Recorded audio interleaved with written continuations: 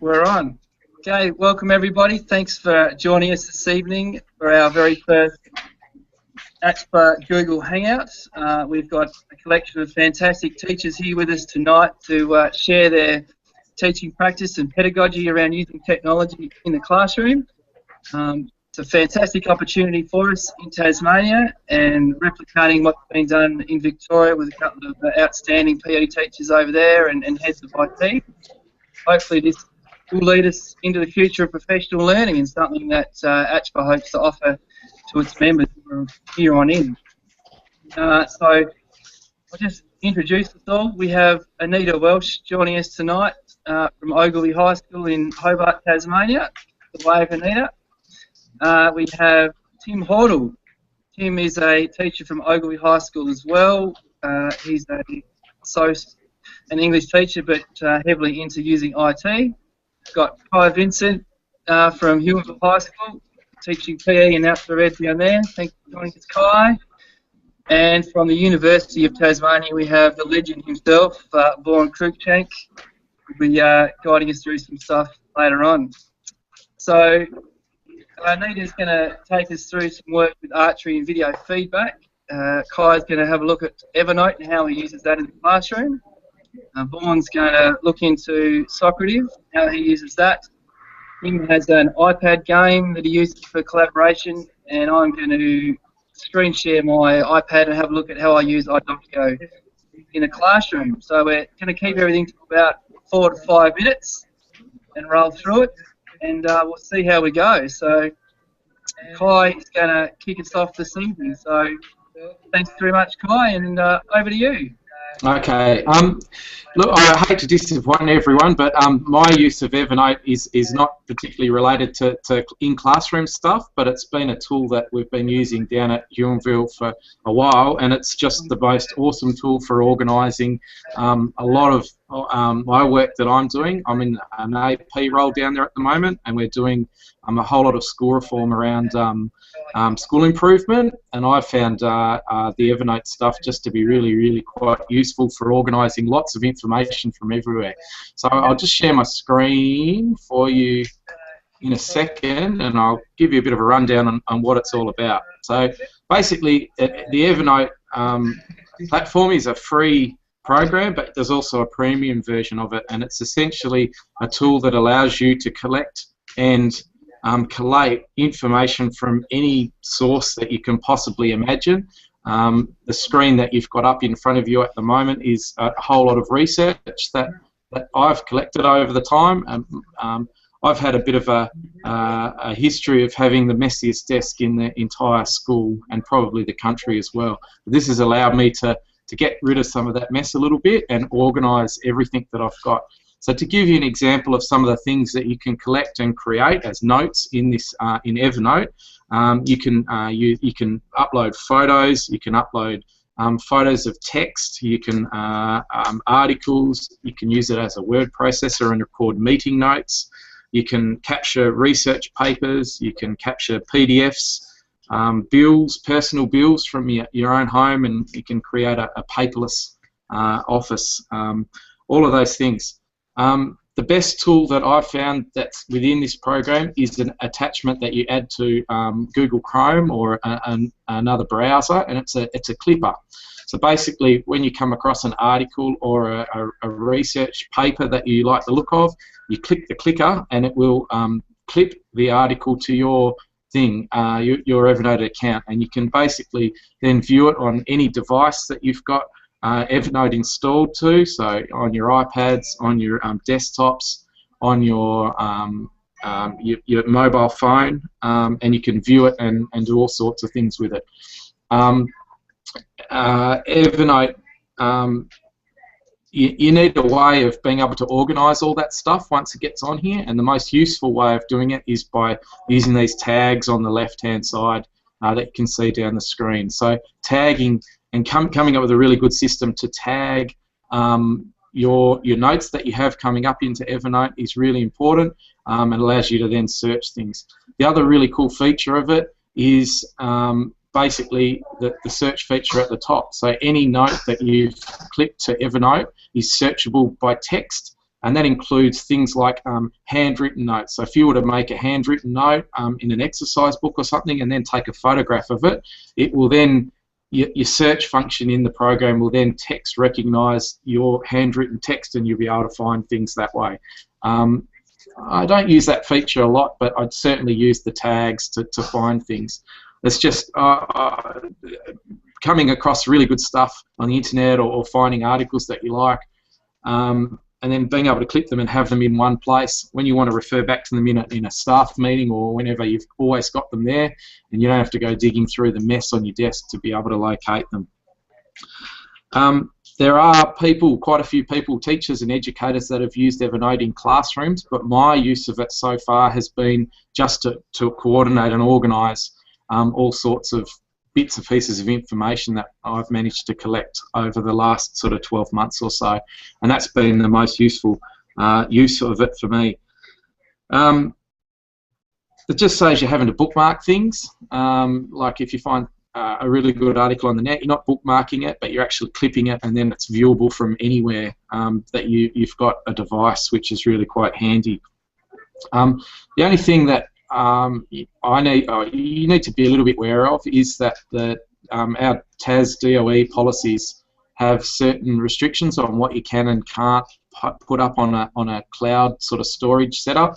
So you've got to be careful. Like, I'd really like to use this as a meeting note tool. So anytime I would meet with a student or with a parent or whatever, I'd really like to be able to make a record of it in here, and then have basically treat it like a diary. But unfortunately, with the policies the way they are at the moment, you just need to be really careful as to what you actually upload and put on there. So sensitive stuff can't really go up there, but for general information, it's great.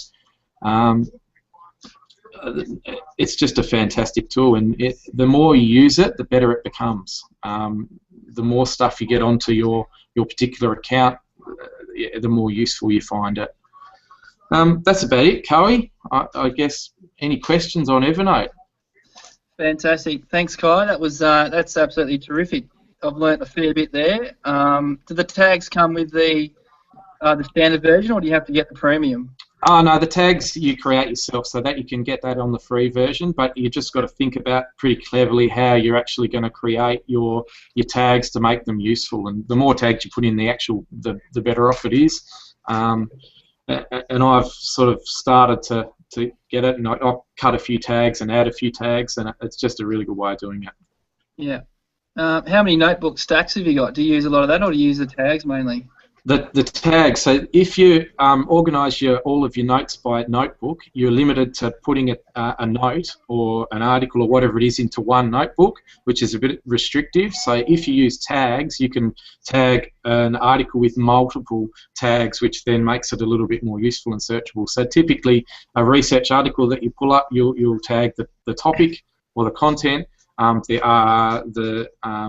the author usually, and makes it easy to find stuff written by particular people, and then maybe even what you're actually going to intend on using it for, so who your audience is when you're going to refer back to it, full staff, senior staff, whatever it might be. Yeah, brilliant. Very good. Well, thanks, Kai. That was absolutely fantastic. So there should be people out there that get a fair bit out of that one. Very hard to stick this 4 or 5 minute time limit, I can tell you. So yeah, excellent stuff. All right, we'll switch over to Anita now, and she's going to guide us through some video feedback technique she used with some archery. So good on you. Over to you, Anita. Thank you. I'd just like to say first up that this is something really new to me, using some feedback in my teaching, so the video feedback. So it was a real trial and error. I'm just going to share my screen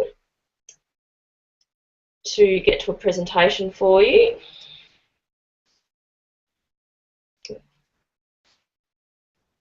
Cool. We've got that one. Yep, all good, Anita. Good to go.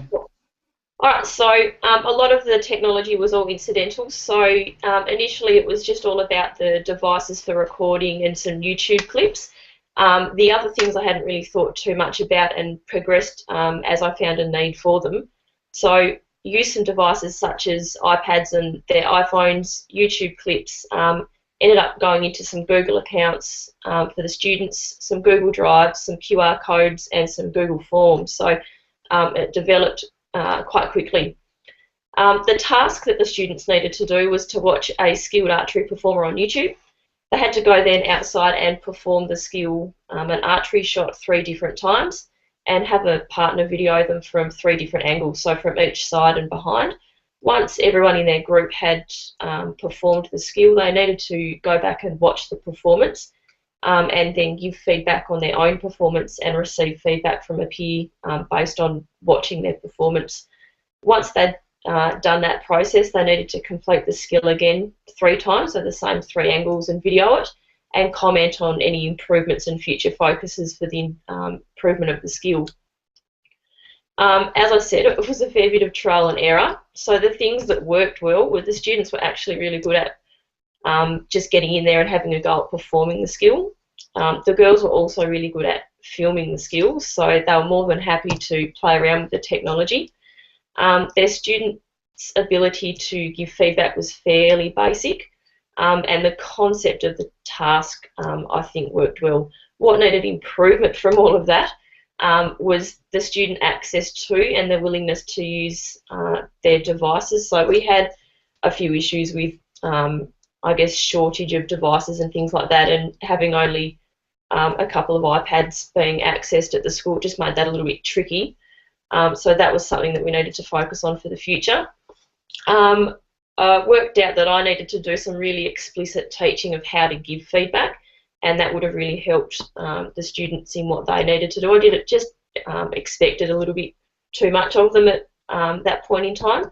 Needed to figure out a less distracting way to view the videos. So in a nutshell, each group had about 6 or 7 students in it, and they needed to share the one device to look at their performance. So as far as time was concerned, it wasn't really an efficient way to view that. So that was just some things I thought I needed to work on.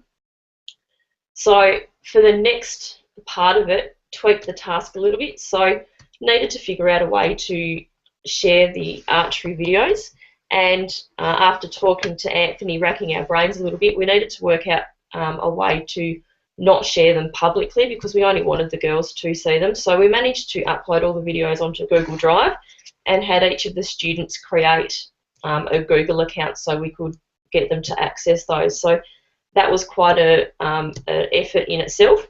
We then created unique QR codes for each student video, and I'll speak about how I managed to do that in a minute, and then shared the videos with the students either by a QR code so they could scan it onto their device, or they could we could just share the link to it via email.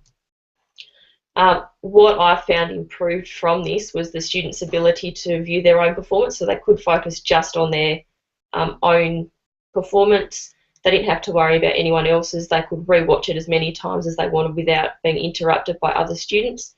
It was a less distracting environment, so I took the viewing of the videos into a classroom. So it was quieter. The students were a bit more focused being in a classroom. There was more time on task and less student behaviour issues because they could focus just on their own video. And what came from this is the girls managed to give some quality feedback and had a greater understanding of what they actually needed to do to improve their archery. I've just got a couple of shots here of what some things look like for me. So the Google Drive, I would have had 20 students with 3 videos each all shared into the Google Drive. With the QR code setup, my experience with QR codes is just through, I guess, an app on a device. And I wanted a quicker way to be able to produce those QR codes, so I did a fair bit of Googling and came across this website called the Next Web, so it's worth checking out.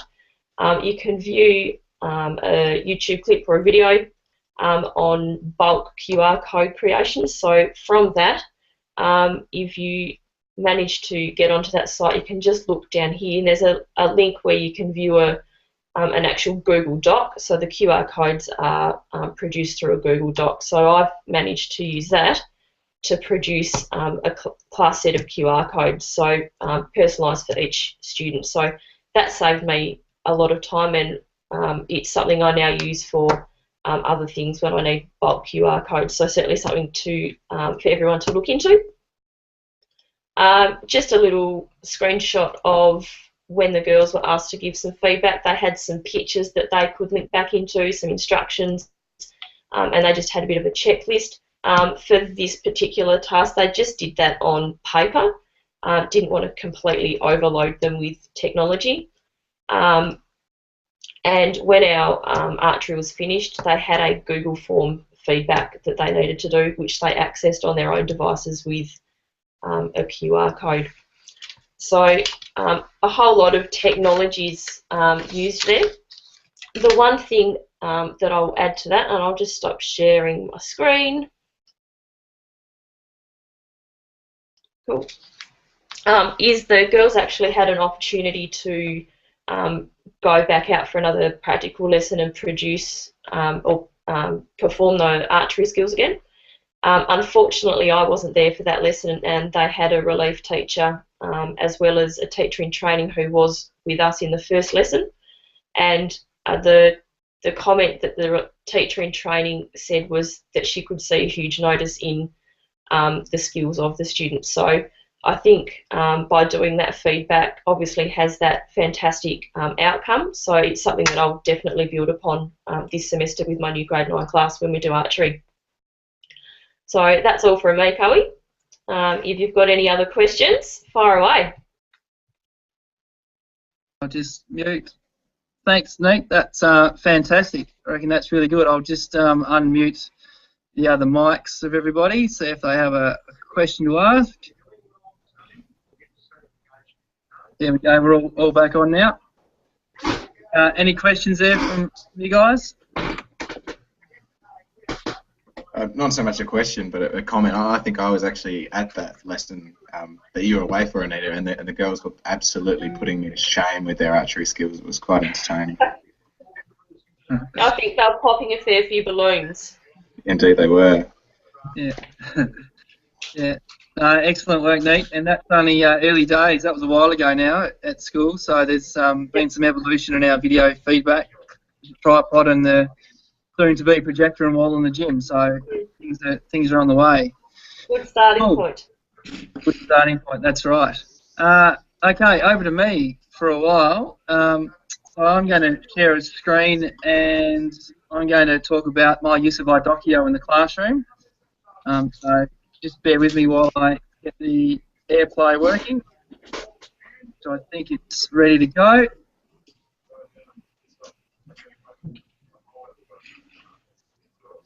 Yep, it should be right. 1 second. Calling it. Hang on a second.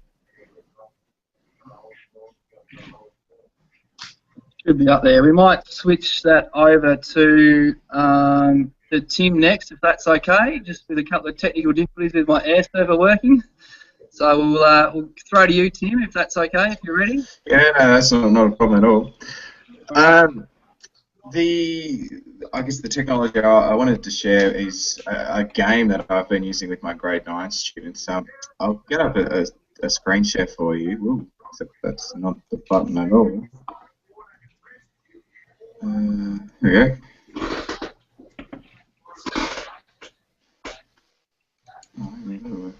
All right, you got it, Tim? We're awake.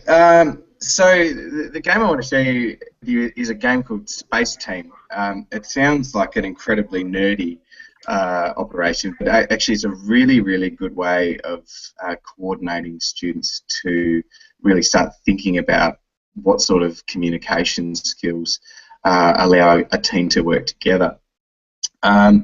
Basically what the game is a game that runs on iOS and Android devices, where the students get to experience being a member of a space team, as we'll say. It's a 38 megabyte file which you can download for free. It's fantastic because you don't need a username or any account in order to run the game. And the idea is that you sit in a group of either 2 to 4 players, and you undergo a series of missions where you receive a whole bunch of instructions that are highly chaotic, and if you can't work as a team, you're not going to be successful in playing the game. The game runs either over Bluetooth, so you can get together in a little group with either your iPods or iPads, you know, anywhere really, or over a local Wi-Fi network. Unfortunately, you can't use it over the internet, and it is a bit limited in that you have to be accessing the same router. I think that it's a really cool app in that it forces you to transform the way kids are thinking about communication. There's no way that you could use this app and not actually, well, you couldn't undertake a task that I'm going to talk about in a moment in any other way. The Space Team app actually really takes the learning to a whole new level. What happens, and what I've got here is a photo of 2 of the screens that you could see as players, is that during the game, players have instructions that pop up in front of them. So you can see that at the top there, player 1 has got the instruction of coddle the humming bolt, while player 2 has the instruction of increase the volt stock to 2. In the bottom part of the device, you can see a whole bunch of different controls or settings that need to be changed. And the important thing to notice there is that the humming bolt appears on player 2's screen, but player 1 has that instruction. So the only way that you can actually succeed at this game is to speak to the other players. And if you don't speak to the other players, obviously you won't be successful. When you actually get together with a group, it becomes really, really obvious very quickly that if you don't work together and talk, have a bit of a system to the way you communicate, you're not going to be successful at all at playing the game. I've used this really successfully with my grade 9 girls.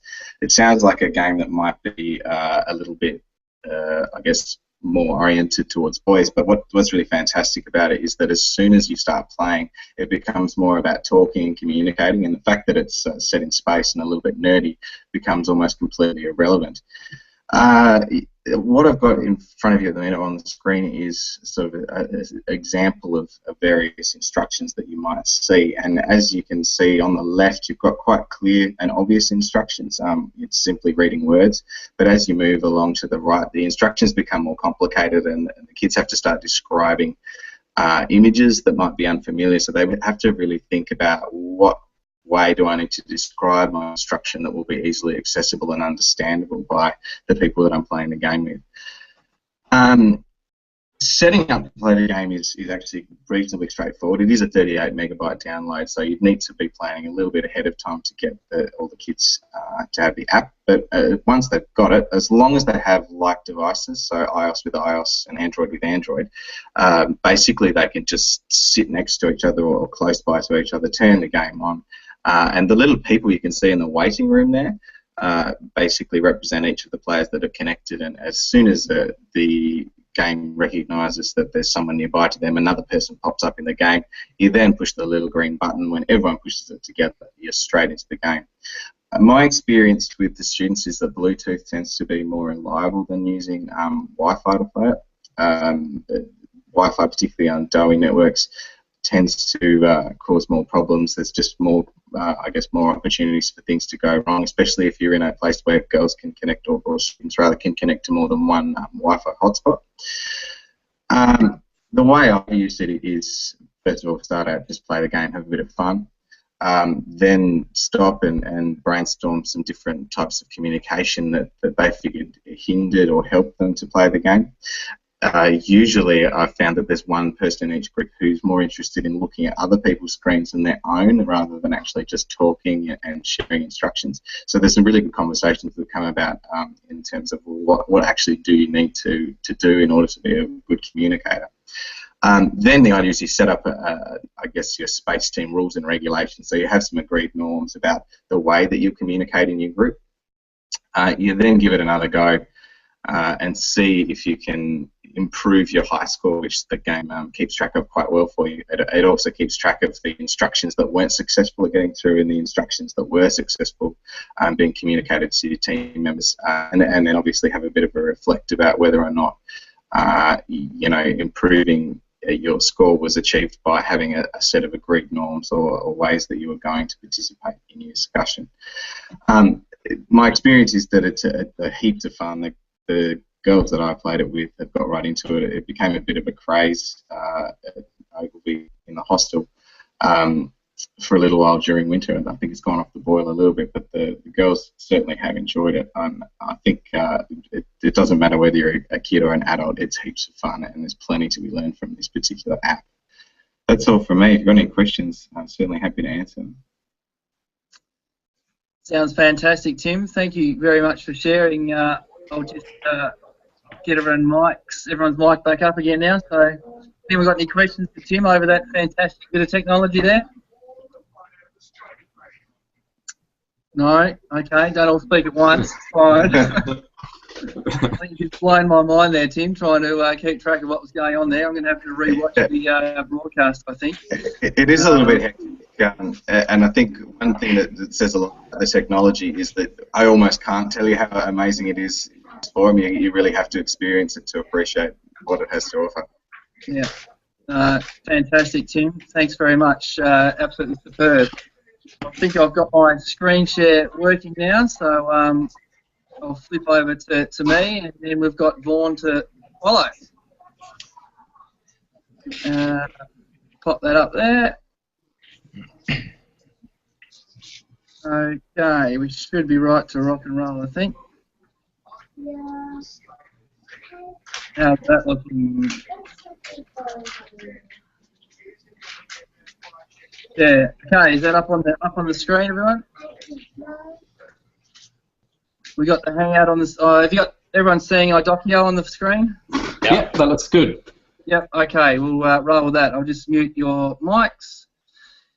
Okay. So I got onto this after going to see Jane McPherson last year at the Achper International Conference in Melbourne. She was absolutely fantastic over there and sold the use of iDocio fantastically. So I've sort of followed in her footsteps, and she's coming down to our Achper State Conference, so really looking forward to catching up again with Jane on the 12th of September. But so basically this is iDocio. I use it as a markbook, a bit of a planner, and as a video analysis sort of feedback tool with my classes. As a front screen there, you've got my classes are set up, Fitness Fanatics, Grade 7 and Outdoor Ed. I can set up reminders on the right-hand side of the screen there about what I need to do. So as a first off thing, it's not too bad with the reminders. We'll jump into the classes, up here. So if I jump into my Outdoor Ed class, I'll bring some things up. So just as a quick sort of scan, you can see there it's got all the students on the left. You can add any column at the top that you want to. So I use this one for an attendance feature for my excursions. I can annotate, I can write notes about what's happened and if someone's brought a note and they're not participating in an excursion. So the use of this particular feature is fantastic. For risk management and signing out at school, I got to the phase where I'd be sitting on the front steps getting my whole class ready to go for an excursion. I'd quickly fill out a column. You've got the ability to hide all the columns and just leave the column you want relevant. And then clicking the button in the top right up there, I'll just be able to email that out straight to the office as a PDF. So I could sign out, have my class list done, ready. I'd have an electronic copy and a copy at the office within seconds. So that sort of really changed my teaching and cut down an immense amount of time and running around going out on an excursion. So that's one thing, and it's really good to track down, I guess, and you can see who's turned up for things and who hasn't. So that was our surfing lessons across to our rock climbing. So one example of using it for attendance there has been fantastic. One of the best things though that I've been able to do is use iDocio as a means of capturing video and then giving the assessment all in one. So this was a rock climbing example. And I've recently updated iDocio, so there's a few more features in there. So I was able to capture a student. So if I click on, you might not have seen that, if I click on Tiana, student number 3 there, down the bottom of the screen there, it brings up a little window of some notes that pertain to her. So I can click on the little icon of the paperclip. I can click on her footage, and next thing you know, I've got an instant video attached to her with her rock climbing in town. So that's been really, really useful to do for her, and I can have a whole range of videos. I can attach all sorts of things to her. So just by holding my finger on a column in a particular angle, I can download a file. So last night I was able to re-put the videos in just using a Wi-Fi share, type that address straight into my browser, and basically drag and drop files that went straight through my Wi-Fi at home straight into this particular student, which was absolutely amazing. It was just fantastic to do it. Could also do that through Dropbox, Google Drive, or a OneDrive. So that's a new feature with some of those in there for the Google Drive. The other bits and pieces in here, I can click up this annotation box, so I can type some information in there about the student if I wanted to, and then or the student can come and type herself. So the ability which I haven't got to is I can email that out. That could get emailed straight to Tiana as a student if I wanted it to do that. So that was a pretty cool feature as well. So that's been great, and I can capture a whole lot of stuff there as it comes through. And I used a point scoring system there. They were in groups and teams. So that's a really fantastic feature of iDocuA, being able to film in that sort of situation. So that would be your one column setup, which is also good. Fantastic thing, and I might just jump back to my grade 7 class that I had this afternoon. So the next evolution here, that looks pretty blank, but they're not real great videos, but I was able to capture for our work samples a video in here. So there's a video of a movement sequence, pretty basic stuff, but the next evolution I can do then, which I've done before, is get that student in the classroom to sit down with me and then have a look at her video and then type some text in as immediate feedback. So I'm getting student self-assessment straight onto my iPad as my markbook, which is pretty good as well. In terms of actually setting up some assessments, I'll just do one really quick example. So I can click on up there, I can add a column. In here I can choose the type, so I can just call that assessment. Really easily. I can give it an editor, so if I want to choose, I can have all these features up here, and you can create whatever you like. So I've got a grade selector selected. I can go to grade type, and I've set up a Australian curriculum one for us to use. It then pulls up a column. I'll just change the colour of that really quickly. Done. And then I can double click very easily, and things will come up, and you'll be able to see what's going on. Yep, there we go. So just a double click, I can just give a very quick above the standard, etc. Done, save, and you can just fill them all out as you go through. So that's just an amazing, really quick assessment tool, which is fantastic. If I save that, I'll jump out of that one. So to set all that up, you can get in here to your grade types in here, and you can create your own and add your own. So I've done the Australian curriculum as a text. You can set up your own rubric however you want, or use the ones that are already pre-designed in there. So that's fantastic as well. As a planner, I don't use this much because my life is so hectic. I tend to use my Outlook diary to do most things, or it's on the hop in my job at the moment. But as an idea, it can look like that. You can get to your schedule in that way, so you can see your week and when you got your classes. Obviously, I'm really busy during the week with the 4 classes on, and then you can get into actually having a look at what was done. So if I jump last week, if you're going to do stuff in there, and there's my grade 7s, then you can type in there what you did for the lesson or as a review, or you can obviously plan ahead and do all sorts of those wonderful things that we'd love to do if we had time. So that sets it all up. Another feature is your calendar, which is in here, and you can set up your sequences on the right there. I've set up a sequence for my classes on Monday, Wednesday, Friday. You can have special events in there. You can have all sorts of things, and you can email all those sorts of things out as well. Even further, you've got the resources tab, and that brings up a whole list of all the resources you've got in your iDocuA. So all the videos that you've got, all the pictures you've got, any file that you want to add to a student, you can put it all in here and do some pretty cool things with it.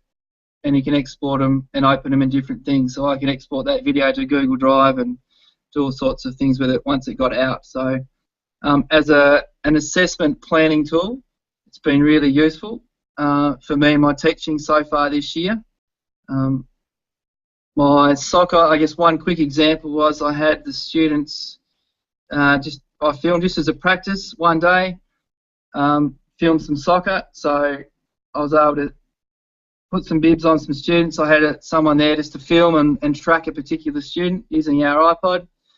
So we're watching the girl there in the blue. The next lesson in health, I gave some questions out, and she sat next to me, and we just cycled through those kids that I could have in the lesson, and they just gave some feedback on their video as they watched it using my iPad. So that was another really good feature what I talked about early on. So I guess that's the basics of how I use iDocio. I think it's a fantastic tool. Our students aren't quite into the emailing sort of sphere really, they're more into social networking, but the ability to email things out of here would have been absolutely brilliant. So that would be an evolution. I'm sure that's happening around the world and all sorts of other things with that. There's so much more to it, but I'm running out of time. I've got all my classes in here. I can add class pictures if I want to, which is great as well. I can do seating plans and all sorts of stuff. I can click the button there and go, right, that student's up. So it's a random student selector as well. So, but running out of time, so we'll leave it there. Thank you for listening. Hopefully that was a bit of an insight into using iDocio. Yeah, that's my part done and dusted. So thanks for listening. I'll just unmute your mics, guys, and if you have any questions there. How big is your iPad memory? How much does iDocio use? Not the videos are really low res, which I found out today. We had a standard camera on another iPad filming and using the iDocio, so the footage is pretty low res. There's not a lot of room left on it, but I imagine if you did a lot of video, you'd fill it up. The advantage I found out last night is that you can pull it all off, and then it takes a little bit of time, but you can quickly just add all the video footage back in using that Wi-Fi feature if you needed to down the track. So chuck it all on an external hard drive, and then when you need it, you can put it back in there if you wanted to. So yeah, cool. Okay, last but not least, Vaughan, over to you, mate, and let's have a look at another bit of technology, which I believe is called Socrative. Yeah, thanks, mate. Tonight I just want to have a quick chat about Socrative. I think it's called Socrative timer. I'll just get you all to log on to www.socrative.com. Should be able to see that. Can you see that site up there now?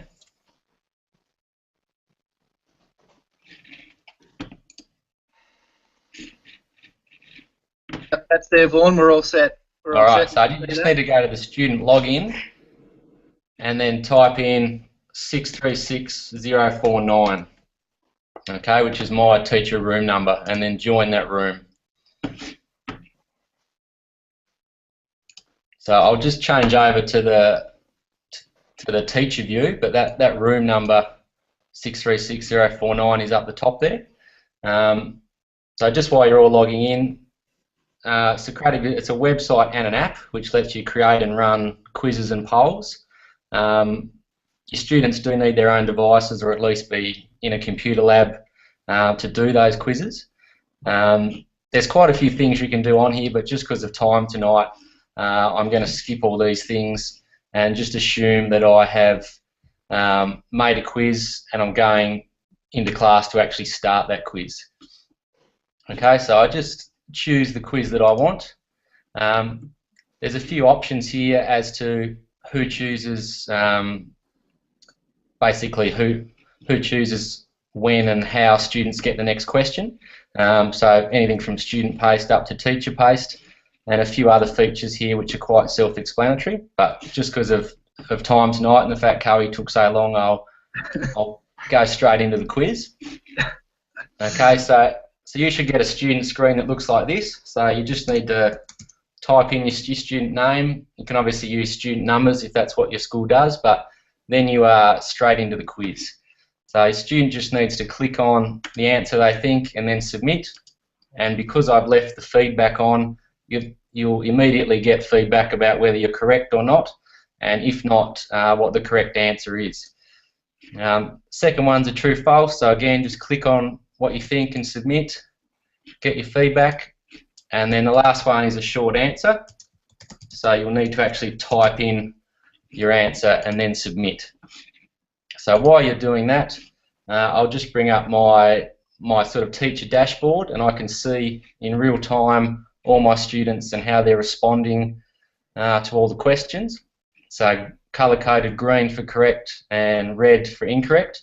And if you want to bring this up during the quiz, if you're doing a teacher-paced quiz or after the quiz to provide a bit of feedback, you can just click on that question and then bring up a graphic and see how many students have answered that question. So hypothetically, if you saw that a heap of students had incorrectly answered C here, that's a really good graphic for a teachable moment about the difference between Australia and Austria, for example. Fairly similar graphic with the true-false. In terms of the short answer, obviously students have actually written answers in here, so you've got the options of showing names or just showing answers if you want to see what students have written but still let them keep that anonymity. So it looks like the guru Nathan Horn's got the vote there. So sorry Tim, I'll just finish that quiz up now just because of the time limit. So once you finish it, you've got a few options as to how you want the results. For tonight, I'm just going to choose download and choose the whole class and the individual, but you can see there are some other options there. And then I'll just submit that.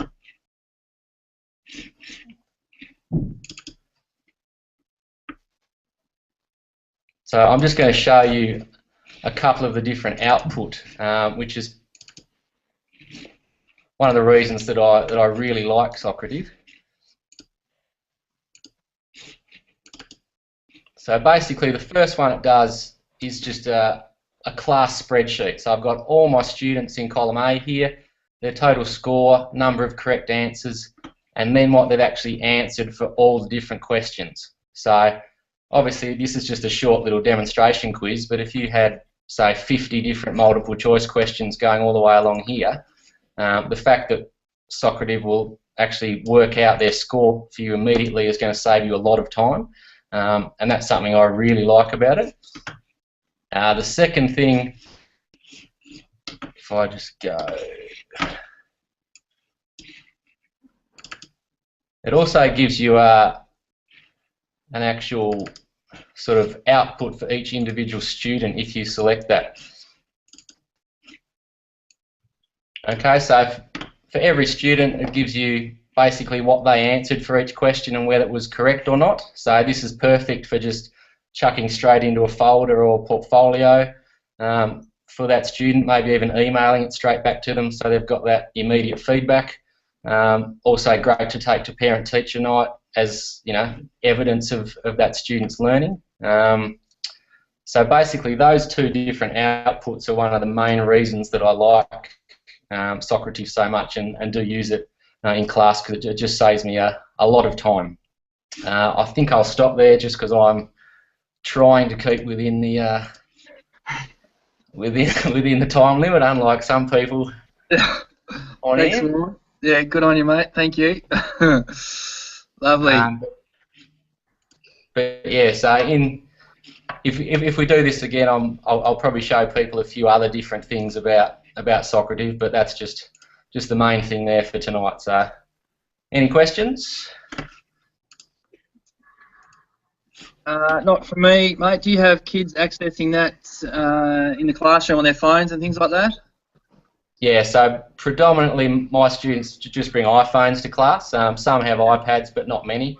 Yep. So depending on what sort of devices your school had, that's what they could use. Otherwise, I've had students talk about the fact they could just take their whole class to a computer lab and actually run it through the website. So yeah, you've certainly got a lot of options there. Yeah, fantastic, fantastic. And did you know you can change your room name to your own name as well? I didn't know that, and I haven't bothered to try that, but I might do that in future. Yeah. Yeah, up on the top right-hand side near the menu. Young Anita put me onto that one a couple of weeks ago. Yeah. So you can just so click on my soccer is like called Mrs. Welsh's class or something like that, so you can make it quite specific so the students will actually remember it. Yeah, I try not to put my surname in anything though, because then my students can't do anything with it. So I've just kept mine as the number for now. But yeah, I'll definitely look into that. Yeah, cool. Excellent. Well, thanks for sharing, Vaughan. That was very short and sweet compared to the previous one. Yeah. Okay. That wraps up our first Achper Hangout, everybody. So thank you for the people that were viewing this online. We've had a few viewers there, and thank you to Anita, Tim, Kai, and Vaughan for sharing their use of technology. And we'll have this up on Facebook for Achper and the Twitter account and everything in the next half an hour, so we can share it and everyone can have a look and see what the future of professional learning holds. And the next one we're going to host from the president of Achper's House, Tim Edwin. So we'll be doing that post the conference, and we're also looking at doing exactly what we've done with Nathan Horn and his IT session at the Achper conference. So stay tuned for some more coming from Achper Tasmania. But for a Wednesday night, that after almost an hour of getting this right and me talking for way too long, it's time to sign off. So thank you, everyone, and I'll stop the broadcast. Thanks, Gary.